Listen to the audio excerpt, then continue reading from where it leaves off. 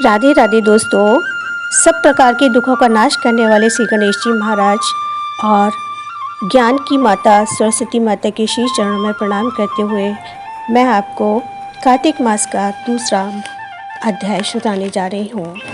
बोलिए विष्णु भगवान की जय, तुलसी माता रानी की जय।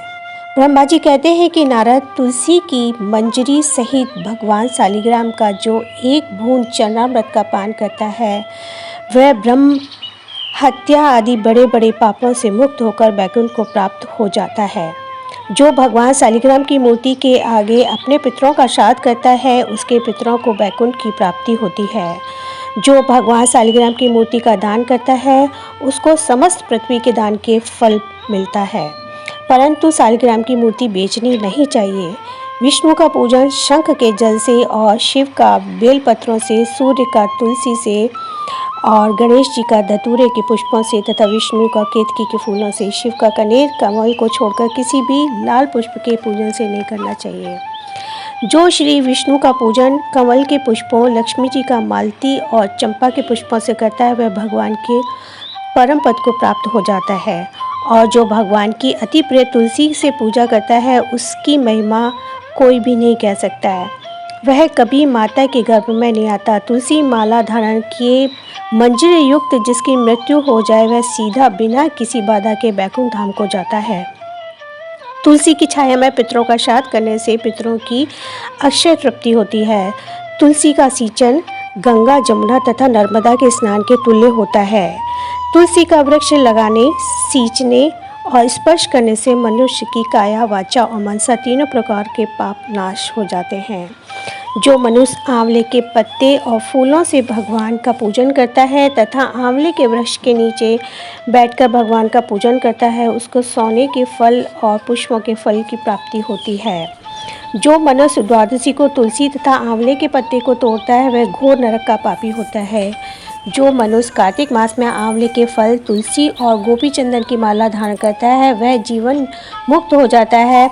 इस प्रकार व्रती पुरुष भोजन करके चंदन, पुष्प, पान और दक्षिणा से भावना को प्रसन्न करे, सारे मास भूमि पर शयन करे, ब्रह्मचर्य का पालन करे, पत्तल में एक समय भोजन करे और मौन व्रत धारण करे, वह शूरवीर और कांतिमान होता है। जो एक समय भोजन करता है वह भी आंवले के नीचे बैठकर उसके 1 वर्ष के पाप नष्ट हो जाते हैं। व्रती मनुष्य को शहद, कांजी, दाल, तेल, कच्चा भोजन, दूसरे का अन्न तथा किसी प्रकार का तामसी भोजन नहीं करना चाहिए। रविवार को आंवला ना खाएं, देव, वेद, गो और ब्राह्मण की निंदा ना करें, मांस आदि का सेवन ना करें। अब इस प्रकार के मांस कहते हैं मिट्टी में उत्पन्न हुए नमक, मसूर, बासी भोजन, तांबे के पात्र में डाला हुआ दूध आदि केवल अपने लिए ही पकाया हुआ भोजन नहीं करना चाहिए।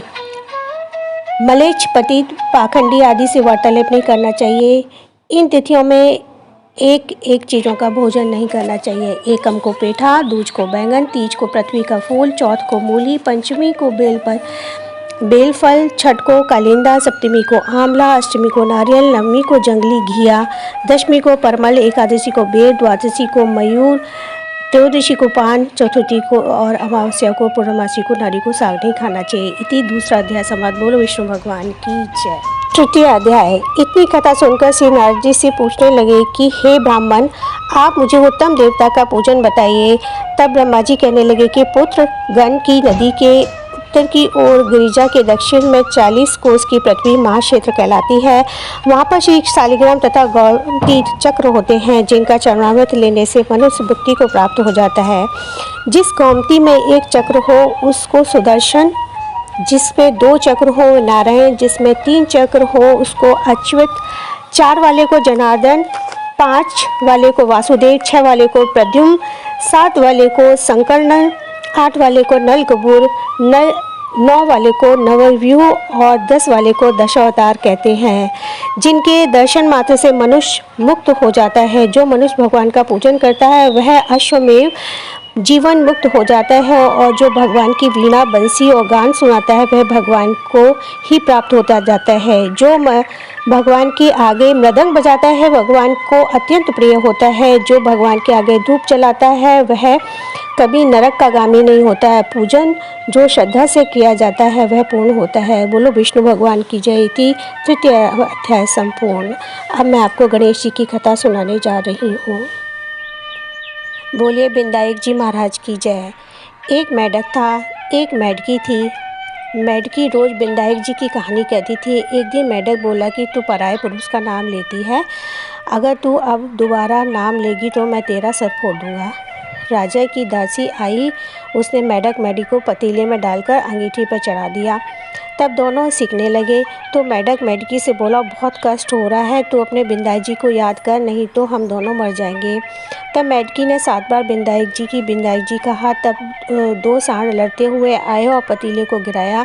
मेढक मेढी बहते हुए तालाब में चले गए। गणेश जी महाराज जैसे मेढक और मेढकी का दुख दूर किया, वैसे ही कहते सुनते सबका कष्ट दूर करना, सबको सुख समृद्धि और शांति देना, सब परिवारों का कष्ट दूर करना। बोल विनायक जी महाराज की जय।